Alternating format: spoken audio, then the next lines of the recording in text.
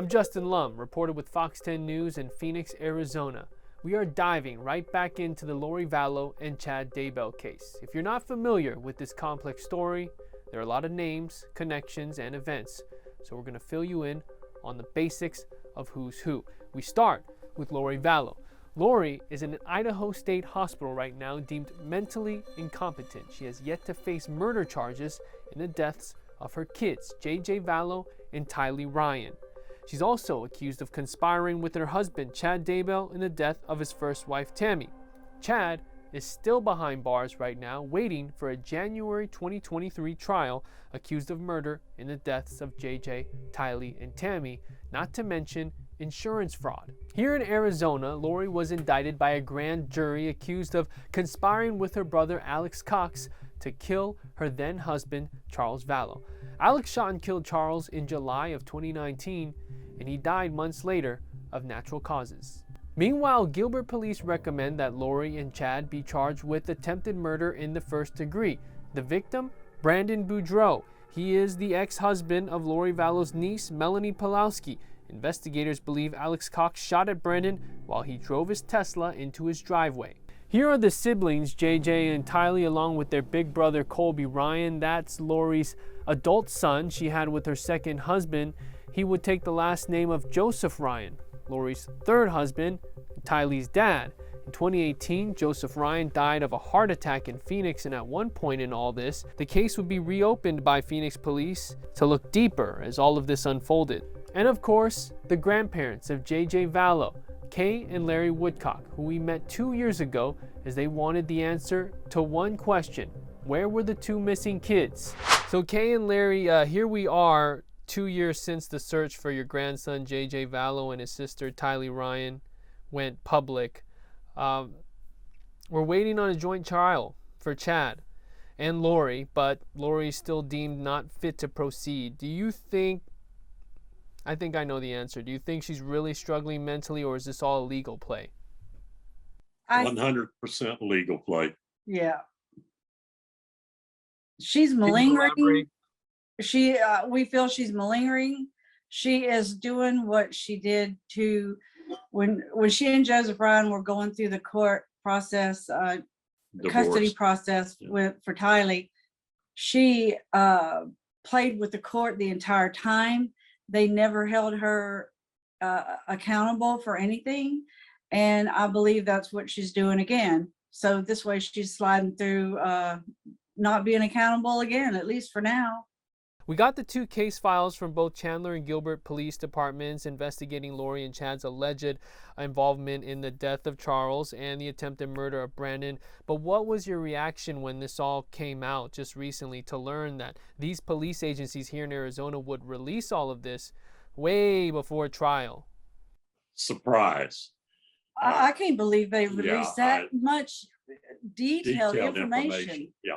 As totally a witness, I would be very upset about it. I don't, because to me, what I would be filling in for the story for law enforcement would be, to me, a kind of, not a secret, but something that would be held in confidence until it was time for it to be made public, which would be in the court of law. I had no idea. I don't even know if this is normal for other cases for this much information to be disclosed before trials. I don't know if that's just an Arizona thing, Maricopa County, or what. Maybe you can answer that question. I don't know. And in these Chandler documents specifically, there are some bizarre details provided on what is described as the fight between Charles and Alex, the struggle over the bat, and how Alex claimed Charles, we know, a former college baseball player, Kay, allegedly hit Alex with that bat in the head. And one document says Lori told her friend Zulema Pastenis that Charles had superhuman strength in that moment during this fight, and 100,000 dark entities assisted him, and Alex allegedly said he killed a zombie. This was right after, the shooting. As Charles's sister, how do you process these things that police say were said right after the shooting? Well, Justin, as part of the going through this process emotionally, I do not read everything. I do not dig that far into the things. I just can't. But so what you're just telling me, I'm just learning it for the first time. And what blows me away the most is that they were having prayer groups that Charles would be killed or dead or whatever it was. They were praying for him to be gone from this life, however the shape or form they were talking about. I know I read where one time that they had a prayer group meeting. Charles was taking JJ to Galveston, and they were praying for a car accident or something that bad to happen to him, and it would kill him. And JJ, the same. Who does that? And how does that not make them culpable when they were doing something, when you're praying in a group for someone to be killed? To me, it's premeditation. It was set up a long time ago as one healthy male and seeing Charles and seeing his past. I've said since the first statement was made that little scratch that Alex had on the back of his head was a joke. It was put there by somebody else, either self-inflicted or Lori cut him to give him a little blood.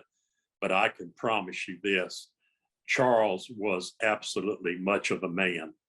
And if he chose to hit somebody in the head with a baseball bat, I can absolutely guarantee you, with the prior experience that he's had in accumulating his baseball career, he'd have knocked Alex's head off. There's no doubt about it. Yeah. And it was a setup. There's absolutely no doubt about that. It was premeditated, and he was cold-bloodedly killed. He was shot and then shot again, laying on his back and on the floor, and that is nothing but pure murder.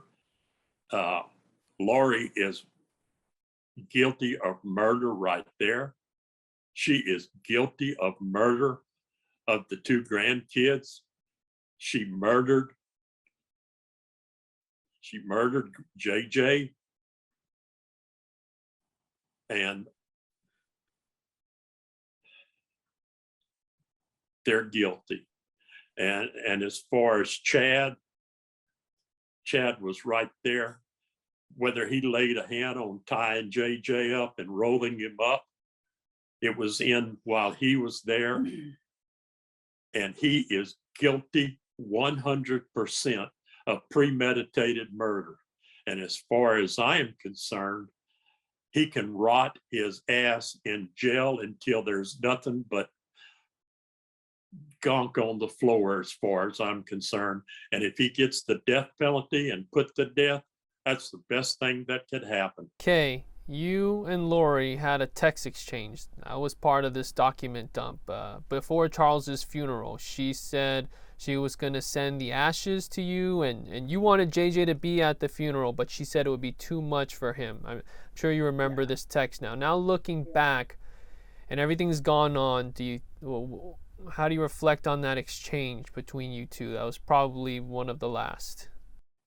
I am a genuine person, and I am not an actress in any way, shape, or form, but then I was, because I was having to deal with the devil in order to try and maneuver us in a good position to where we could get JJ from her. Just if we could have got him any way, shape, or form. I offered her so many ways. Let us come for the weekend. Let us come, give us an hour with him. Just give us some time with him, and we will.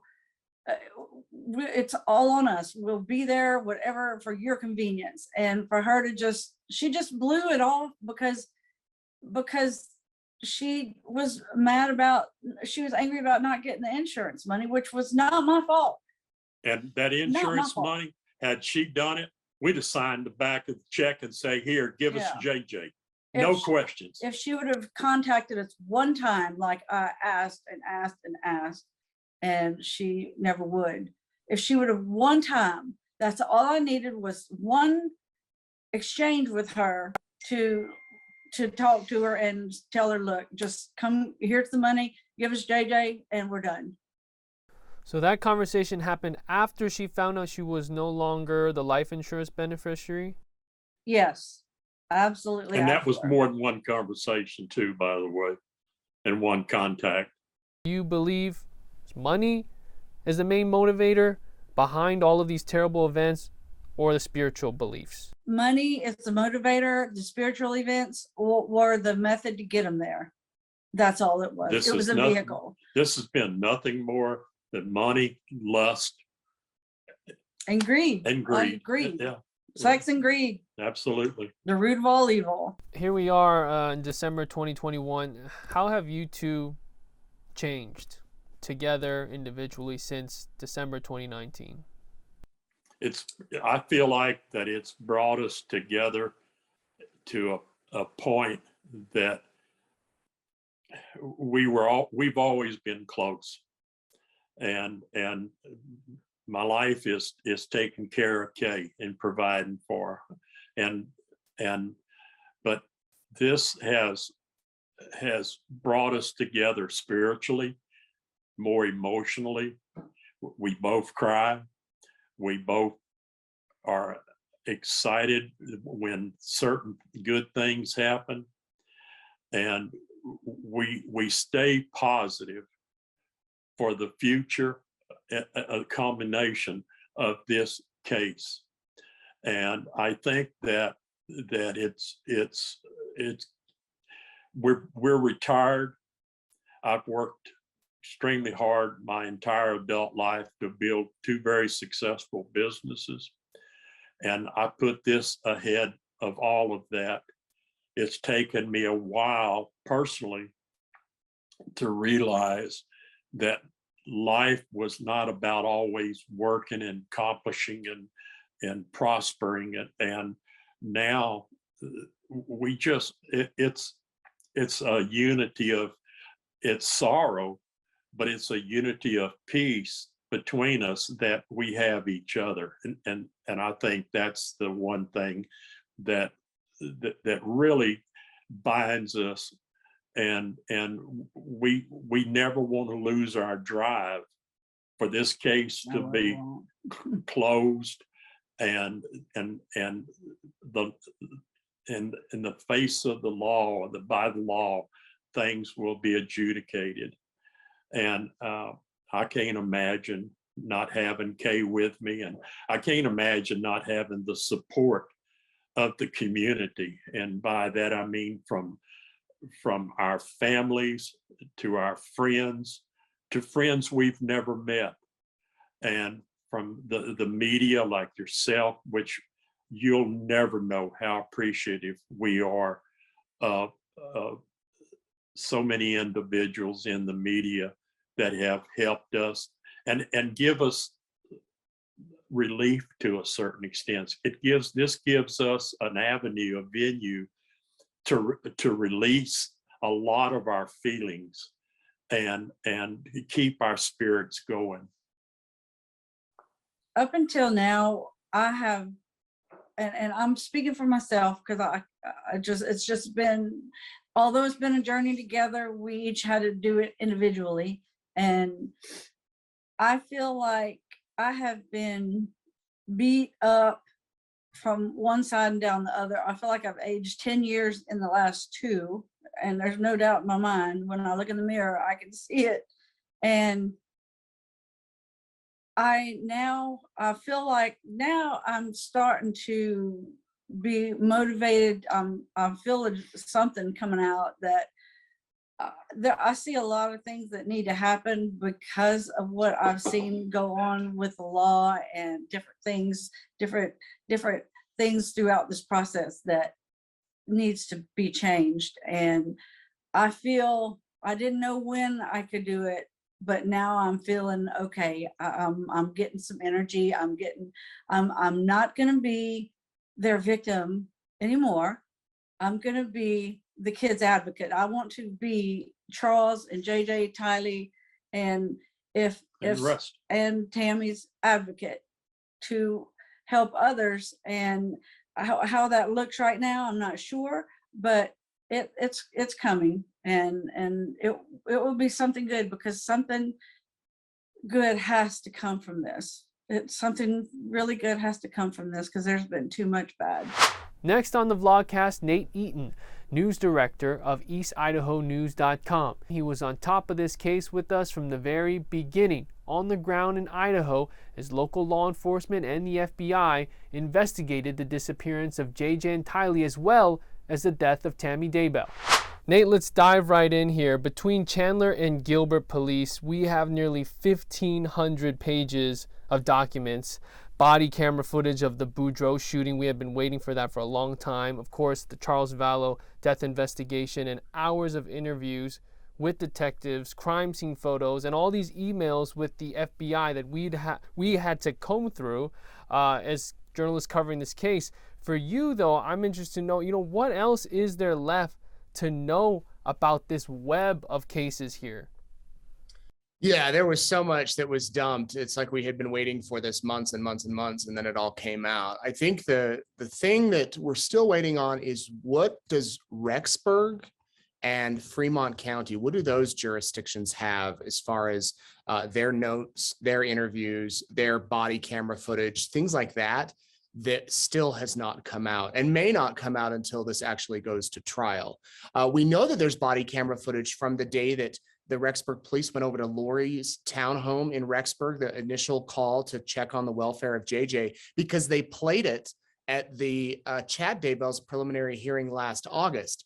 But we didn't get to see it because we weren't actually in the courtroom. They didn't play it publicly. They showed it to people there in that courtroom. So I think that would be a fascinating look to actually see how Lori, her mannerisms, how she responded to the officers showing up. So we're waiting on that. We're also waiting on potential stuff that the FBI could have that maybe these local jurisdictions might not have.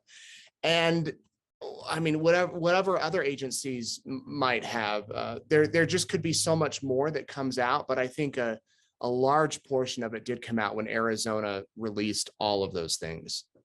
And of course, the official causes of death for JJ and Tylee, to really find out, what happened to them. How did these innocent kids die? And we may not see all of this that you just mentioned until the trial. Really, the insight we get into Idaho authorities is from the Chandler police interviews, because these interviews were held at headquarters. So that was really interesting to see these other police agencies in Arizona conducting this investigation. Now, you interviewed Melanie Gibb at length. We all saw it. That was months before JJ and Tylee were found. And now we've seen those conversations with law enforcement. There's a lot to unpack, because she was directly linked to Chad and Lori's inner circle as far as religious beliefs. We're talking about light and dark spirits, getting rid of zombies, etc. All of this discussion is just bizarre. But how much circumstantial evidence does she need to provide to really have weight in this trial? Because she's a witness, yet does she really know much about what specifically happened in these alleged crimes? That's a big question. Well, it's interesting because, when we first talked to her last May of 2020, she provided a lot of new information. And she was obviously a key witness at Chad Daybell's preliminary hearing. They used her a lot. But now that the police in Arizona have released all these documents, there seems to be a lot there of Lori and Chad's own words, of text messages back and forth, pages and pages and pages, and plans and coordinating different things.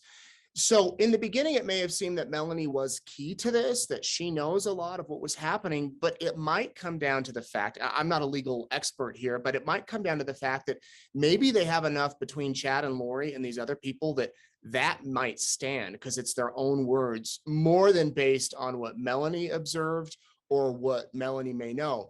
Melanie may also know a lot more than she said. When we met with her in May, she told us about that recording she had of Lori talking about how she felt the need to murder her husband, but she turned to the scriptures and then decided not to. We knew about that recording, but Melanie did not feel comfortable having it be released to the public. Well, sure enough, it was then later leaked through other sources. So Melanie could have more. and Melanie could know more. And I think that Lori's defense attorney is trying to, well, he has subpoenaed her for information. She, last I checked, is not complying with that. So there could be a lot there with Melanie, but maybe as time goes on, her role becomes diminished as the other stuff comes out that they already have.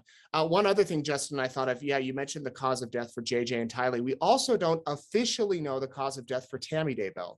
Her children have said it was asphyxiation. Multiple sources have told me that. I know you have heard that as well, but no official has gone like on the record saying, yes, she died from asphyxiation. And who asphyxiated her? How did that happen? Who actually killed her? Obviously, Chad and Lori are being charged with that, but did Alex play a part? That's a critical piece of information we don't have yet that rests in the hands of Idaho authorities. So that will be something that we're waiting on as well. You just said Alex Cox's name. Speaking of him, his widow, Zulema Pastenis, we got to see her interviews with police. What did you take from that? Could she be more of a key witness here? There's a lot of speculation about that. And those interviews came out where, based on my observations, she seemed in the interviews to play the part that she was naive or didn't really know what was going on. But then when you go and read these text messages, it appears that there is more there, as far as them talking about people turning dark and getting rid of these dark spirits, and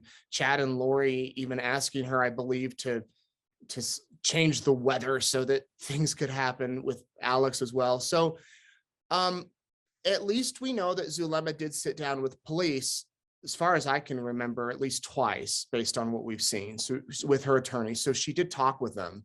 And maybe it's one of those things where she's cooperating with them in exchange for not getting charged. There might be some sort of agreement that was worked out there. I don't know all of the specific details about that. But maybe she could come into play and be charged. We're still waiting to see, too, if Melanie Pulowski, Boudreaux, formerly Boudreaux, will be charged. Because that's another aspect that has come out, where she did some interviews with media, I don't know, over a year ago, and said that she didn't really know all the inner workings, and maybe these new body camera footage and that's come out, maybe the body camera footage shows more. So that's another piece that we're waiting to see what's going to happen. Which leads me to, of course, the Brandon Boudreaux case and Gilbert PD. This really highlights one event that you and Eric Grossoth uncovered, the storage unit in Rexburg, because of how this is tied together with this attempted murder of Brandon and Gilbert. Police confirmed that Jeep tire and backseat were stored in that unit, which we clearly saw the objects, but for so long there was debate on who exactly went in with Lori at what time and what day before and after the attempted murder of Brandon. You took a deep dive into the video. It's very interesting. Just talk about that. At first it was speculation. Now we know so much more. Yeah, I got to hand it to the guy that owns that storage facility, because he went through all of his footage and logged every time somebody visited that particular unit, the unit that Lori Daybell rented. And he wrote down if it was a male with her, female. I mean, he logged all that. He handed it over to us with the footage. Originally, the footage was grainy. We got it enhanced. And that's when we were able to clearly see the part where, there was some speculation early on that there may have been a body coming out of that unit, but it turns out it was a car seat. Just the way that it looked like it could have been part of a body. It was the car seat. It was not a body, and the tire. And then it was also the same footage that showed Chad touching Lori on her rear end one day when they were leaving. And at that point, Tammy was still alive. And so that helps put together these pieces of what they were doing here in Idaho around the time that, the exact same day that Brandon was shot at in Arizona. And the vehicle seemed to match, that tire being removed. If you were going to shoot somebody out of the rear of a Jeep, you might want to remove the tire because you would have easier access. You might want to remove a seat so that you could lie down. Of course, me just speculating here, or at least, based on what experts have told us. So that could play a critical part, or that could play a critical part here. It seems as if all of these things that you might not think about at the time, like the footage, this surveillance footage, like the text messages that you're sending to people, I would imagine all of the characters involved here never thought that that would all be retrieved and come back and really paint a timeline for law enforcement to use. 2 years later, how is East Idaho still impacted by this case, as far as the people there? I'm asked about it almost every day. I'll go somewhere. It could be a grocery store, a restaurant, down by the Idaho Falls River, and someone will mention that. I think people are anxious for it to be resolved. I mean, it's been 2 years. I remember early on, one of the key investigators told me that this is a marathon. It is not a sprint. And, there's been days where I know you and I have been like, are we at mile 26 yet? Because what else is there? And now we know that the trial, at least for Chad, is not going to be for another year, January of 2023. So that's going to put this at over 3 years. And I know a lot of high profile cases, it can take a long time. Some are resolved fairly quickly. It will be interesting to see where we're at a year from now, Justin. Is Lori competent? Will that be back on track? Will Chad have taken a plea agreement by then? What other charges will come down, if any? Who else will be charged? I think the overall feeling here, though, in Idaho has been, let's get on with this. And I don't think that was the case until those children were found in Chad's backyard. There were still a lot of people standing by him, but once those kids were found, I think that the public opinion really shifted once Chad was arrested and once those indictments came down for murder. Granted, they are considered innocent in the eyes of the law. I want to emphasize that until it goes to trial, they are innocent, but a lot of people have probably made up their mind. And that's one of the reasons I think why the judge decided to move it across the state, where maybe there's not as much influence or media coverage of it. If you really follow the case of Chad Daybell, you've heard of Avow, known as Another Voice of Warning, a website that provided a forum for doomsday preppers, people preparing for the end of the world. Chad was a listed author who also wrote a column on the site about his alleged visions, and he had a serious following. The woman we talked to remains anonymous. She's a former Avow member. We'll call Amy. So Amy, I want you to tell me, if you can, how large this group was on Avow. Like the entire scope of it all. What was the driving force behind people joining and reading what Chad Daybell wrote? Well, I think that there were anywhere between 10,000 and 20,000 people at any one time that were members of Avow. And at the time that we were members, you typically joined for like a year, but I think you could join for less time, like maybe 6 months. But I think most people joined for like a year. And people joined for a lot of reasons. There was people that were into prepping, but there were thousands probably of forums that you could go on to and explore and learn things about things for health, exercise, you name it. It was just anything that was like self-improvement. So it wasn't all just dreams and visions, although that was a big draw. A lot of people were there to hear people's dreams and visions or to read them, I guess. And so, I think with Chad, people had read his books or they'd heard of him. He was kind of popular on Avow. He was probably what you'd call an Avow celebrity, where, people gave him a lot of respect and credence. And that probably happened because Christopher Parrott, who was the owner of Avow, he would promote Chad. He promoted his books because they had a place you could purchase things. Chad's books were for sale there. And then Chad also was the author of I think it was a monthly column called As I See It. And that was in a separate part of Avow called the Global Research Initiative, or GRI. And if you wanted to have access to that, you had to pay an extra $5 or something like that a month.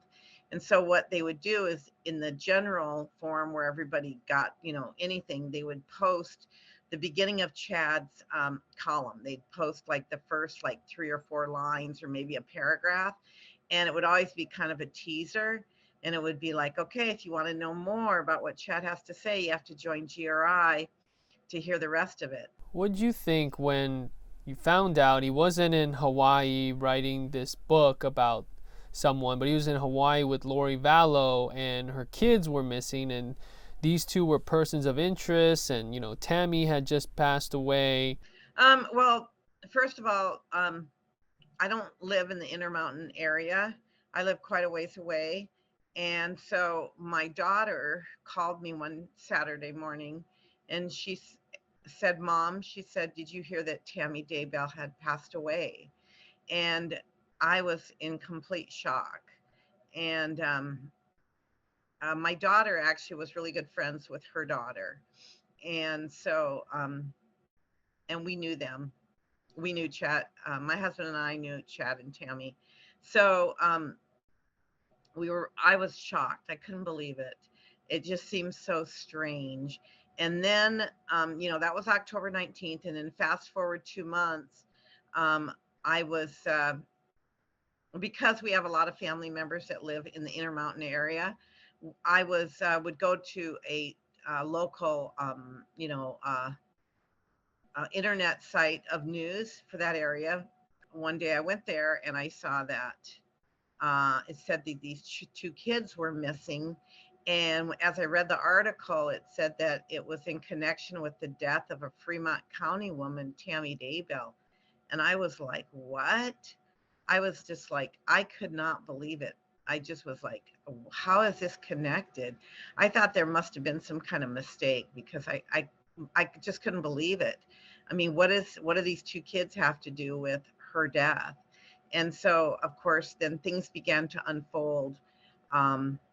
And in fact, so that was like in December, right around the end of December, I believe, of 2019, that kind of hit the news. And I could be wrong about that date, but I think it was somewhere around there. You're right. December Yeah. 2019. Yeah. So what happened was, in November of that year, and I'm a member of the Church of Jesus Christ of Latter-day Saints, and we have what's called a general conference where our leaders will speak and give us words of counsel. And when I had gotten my magazine that had all these talks in it, the leader of our church, our president, had made in one of his talks, he talked about giving up something that was important to you, but that you needed to give up, you needed to sacrifice, and because maybe it was like a waste of time or something like that. And I remember when I read that, it was just like, it hit me like so clearly that I needed to let my membership to a vow expire. And it was going to expire like in the next month. And when I read that, I knew exactly that's what I was supposed to do. And it was hard because I had, I kind of liked, how some people are news junkies. They gotta, they check the news every, hour or twice a day or whatever. I was kind of like that on a vow. I was always checking, always seeing what everybody said, what were the latest dreams and visions or whatever. And so when I had that thought come to me, I needed to give it up. It was really hard, but I did. I let my subscription lapse. I never got on again, a month or two had gone by. And when I read that article, I had an acquaintance from this area who I knew was a member of a vow. And so I hurried and called him on the phone and I said, hey, do you still have your membership to a vow? And he's like, yeah. And I said, can you jump on real quick and see if there's anything about Tammy Daybell and these missing kids? And he was like, yeah, sure. And so he jumps on and he's like, yeah, there's a lot of posts. People are saying a lot of stuff. And I said, oh, read them to me, And he's like, you know what? I'll give you my name and password and you can just get on and, read it all yourself. I don't want to sit here and read it all to you. So I said, okay. And so then I jumped on a vow and I would read, what everybody was saying. And it was really interesting. Everybody was defending Chad and saying that, oh, just totally defending him, like he didn't do anything wrong. This is all normal. And as the more and more I would read, and over the next, couple of weeks, it really became apparent to me that there were some really inconsistencies and things that were red flags. Is a vow a radical offshoot of the Mormon Church? Like, you don't consider joining it back if it were up and running, right? Do you consider it a mistake now? Oh, yeah, I want to say this, that I would not consider it a radical offshoot. What I would consider it is that it was a place where all kinds of people came, and there were people that were not members of the Church of Jesus Christ of Latter-day Saints that were on there. There were other, denominations, Christian denominations, that were members of it. There were people that had similar interests. There were people that had interests in guns, or people who had interest in like essential oils or exercise or fasting or any kind of health practices or preparations or food storage or canning food. There was people had every kind of interest, and you could find a forum for that. Some of the people, I would say, were somewhat radical. They were diehard believers in the call out and going up to the camps, and they were dreamers, and they knew this was going to happen.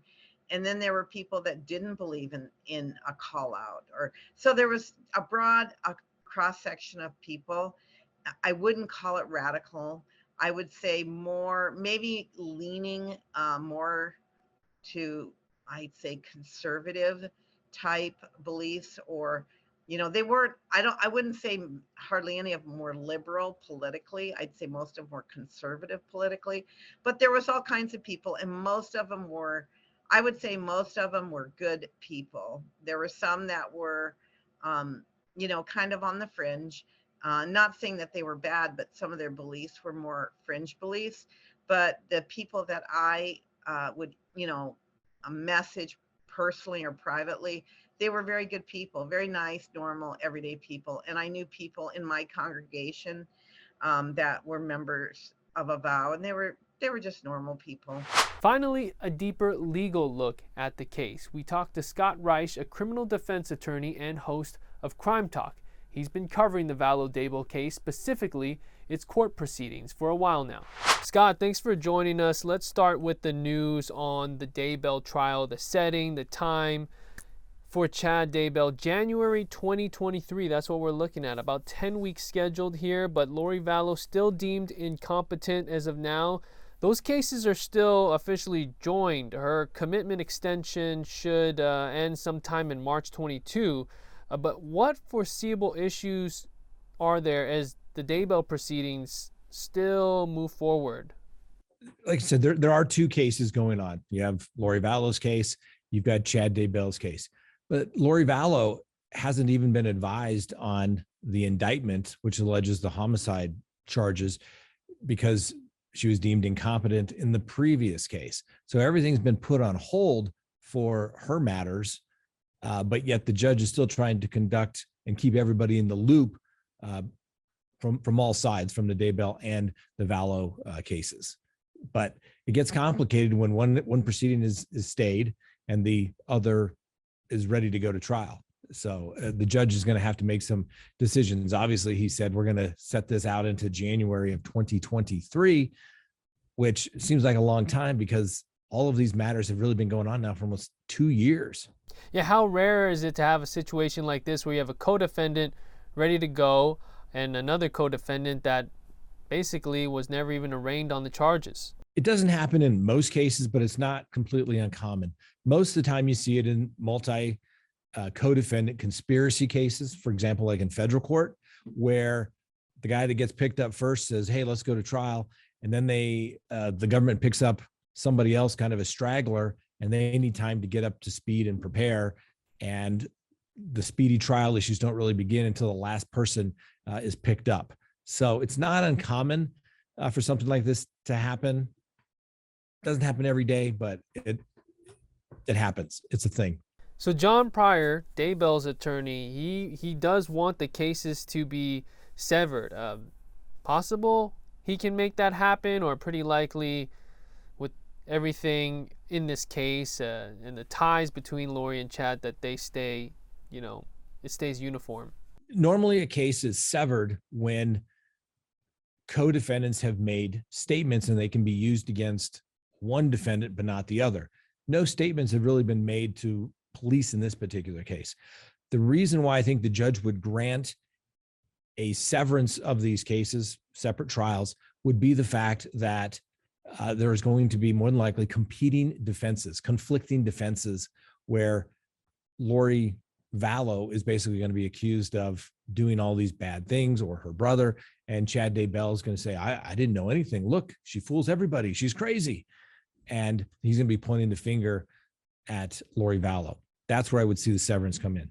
It's an interesting situation where you have co-lead prosecutors, each from two different counties, Fremont and Madison County, and Lindsay Blake and Rob Wood, and then they have a deputy prosecutor that they wanted to get on this case to help out. Then you have co-counsel for Lori with Mark Means and Jim Archibald, and of course we just mentioned Chad Daybell's attorney John Pryor.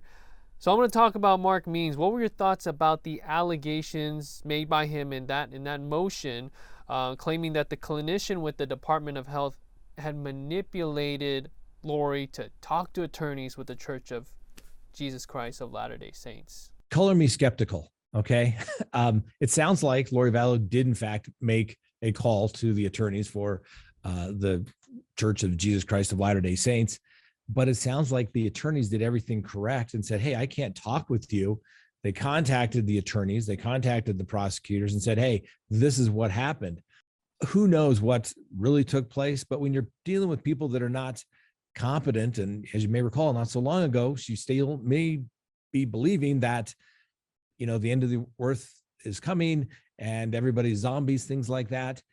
You have to take what she would say as a grain of salt, with a grain of salt. I would be very skeptical if a clinician said, let's me get involved in your legal issues. In fact, go call these attorneys. I find that very hard to believe.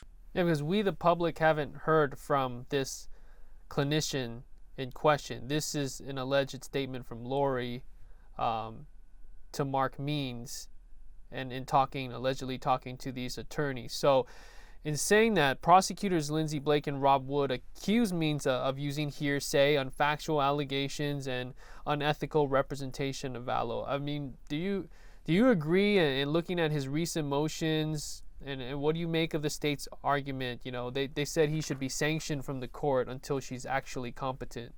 I think the prosecutors have had enough of Mark Means.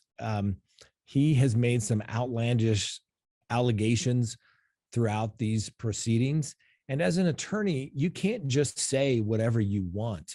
And something of this nature, you need to be able to back it up with something other than my client, who's been deemed to be incompetent and possibly some sort of delusional issues, as the person that you're backing it up from. Now, maybe you could have brought it to the court's attention, say, hey, I'm concerned about something, but you don't go in there and basically start accusing everybody, and including the court, for creating these issues as it relates to the attorney-client relationship. Mark Means just seems to really go over the top on everything that he does. And I don't think he's ever won a single one of the arguments as it relates to any of these allegations he's made as it relates to misconduct by the prosecutors. Early on, you may recall, there was issues about witness tampering and influence of witnesses, and they had a hearing. The Idaho bar had been involved in that, and it all turned out to be completely ethical. I read those transcripts that Mark Means thought was over the top, and as a defense attorney, I saw nothing unethical about it whatsoever. And these prosecutors like to keep everything close to the vest. They like records sealed, hearings sealed, with so much media attention and evidence being released from Arizona like we've seen. How do you think they've handled all of this? I think overall the prosecution's doing a pretty good job. Clearly, this is not the type of case that they see on a regular basis with this size of discovery, with this much media attention. I wish all the hearings were out in the open and in the public, but when you start getting into mental health issues, there are certain requirements regarding HIPAA and things of that nature. So I understand why the prosecution is trying to keep it sealed. The argument that, you know, it's going to affect a jury pool or something of that nature, that is what I'm a little less concerned about. You know, status of people's mental health, I get that, but it's going to come out eventually. We just have to be patient. Thanks for watching this exclusive vlogcast of Fox 10 Investigates the Lori Vallow Chad Daybell case. I know it is a lot to absorb, but we want to keep bringing you in-depth updates, interviews, and deep discussion on this complex story. So please subscribe to our Fox 10 YouTube channel, and for more coverage on the case, head to fox10phoenix.com/Vallow.